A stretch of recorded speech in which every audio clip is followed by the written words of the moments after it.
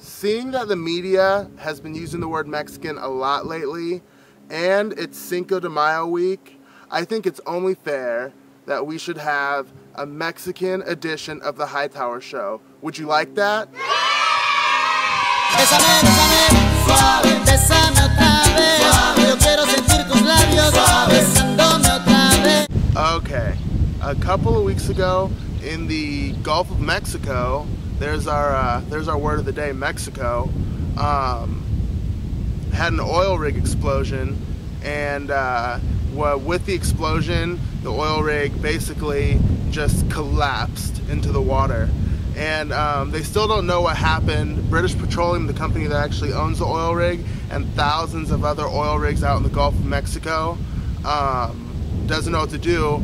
And the crazy thing about this is over 200,000 gallons of oil is spraying out of the ground into the water, and is actually now hitting the coast of Louisiana, and also pretty close to climbing into other states, and I think it's going up the Mississippi River now. And it's making everything really dirty.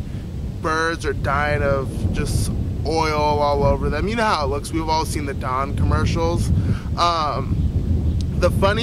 It's not really funny, but the crazy thing they came up with, they're like, we're gonna build a huge cap, and we're gonna take this cap and we're gonna weld pieces together. We're gonna make it 40 feet high, and we're gonna drop it into the water and use crazy submarines like that were in the Titanic and just put it over, and it's gonna stop the oil.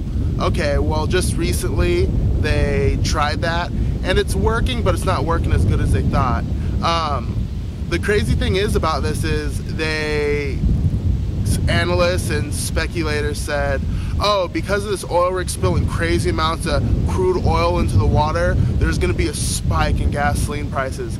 I don't understand why there'd be a spike in gasoline prices when there's over 4,000 oil rigs out in the not in the Persian Gulf, out in the Gulf of Mexico. That makes no sense. I think it's just an excuse to make gas prices go up so somebody can make a little extra money. That's about it. In the state of Arizona, the governor just signed a new law asking all immigrants to carry their immigration papers on them to show that they are legal citizens of Arizona and of the United States. And the governor is also asking police, county sheriffs, state troopers, and city police to pull over or ask anyone that looks like they can be an illegal citizen if they are, and ask to see their papers. Okay, a lot of people are boycotting this because it's basically allowing police to profile. You know, oh man, that looks like an illegal Mexican. Let me see if he is. You know, and San Francisco Mayor Gavin Newsom's against this. He's telling businesses that have in San Francisco that have business with Arizona to stop all business. He's telling the what are they called, the Golden State Warriors, the NBA team, not to go play against the Phoenix Suns. It's just an all bad situation. Anyways, I don't think the Golden State Warriors are in the playoffs anyway, so they don't have to worry about that. But it's bad, and profiling's bad, but I don't see the law that they have being bad. I think they should have worded it a little differently. The funny thing is about this is that everybody's talking about the Mexicans and what do they think and what are they gonna do, but nobody has said one word about any other race at all. I understand that there is a good portion of Hispanics in the state of Arizona, but I guarantee you that there are not only just white people and Mexicans in the state of Arizona. There's hundreds of other races. If I was a state trooper, I'd pull over random black people and ask, you know, and after talking to them for about a second, I'd say, oh, sorry guys, I thought you were illegal Africans. Anyways, you guys could go on your way, you know? Or I'd like walk into a 7-Eleven and I'd ask the Indian behind the counter or the Pakistani guy. I mean, I'm pretty good at telling which one's which, other people aren't. I'd ask them for their legal papers, not their legal papers, you know? just to make a point, you know, there are other races in the state, and what do they think about this law?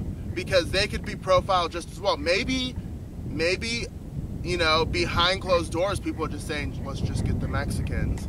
But I don't think so. I don't think so. I'm going to find out what other races think in Arizona. I'm trying to figure out how. Maybe I'll try to get a hold of some kids on MySpace or Facebook or something. Anyways, we were supposed to have a musical guest. I tried to get a hold of Mark Anthony. His PR guys didn't email me back. I was trying to get a hold of Enrique Iglesias. I think he's from Spain, but his PR guys didn't email me back either. And then I tried to get a hold of that K-Paz group, you know, that Baisa, like, dancing group. They're not necessarily dancing, they're just like a total Mexican group. They're from Durango, Mexico, but they didn't email me back either. But if you guys know anybody that's pretty good at, you know, singing, and they just have a musical talent at whatever it is, if they play a harp, let me know, you know.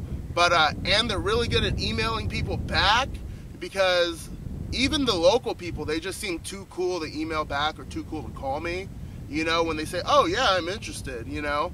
But let me know and tell them I'm serious about it. Anyways, thank you. Oh, I got a funny clip of I caught my dog doing something that's really gross. You guys might want to see this.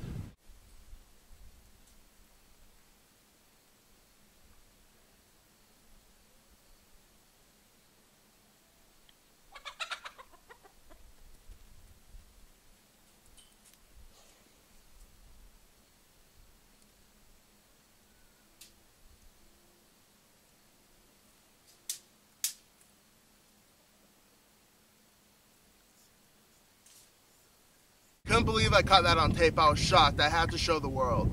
So anyways, thank you very much for watching the show.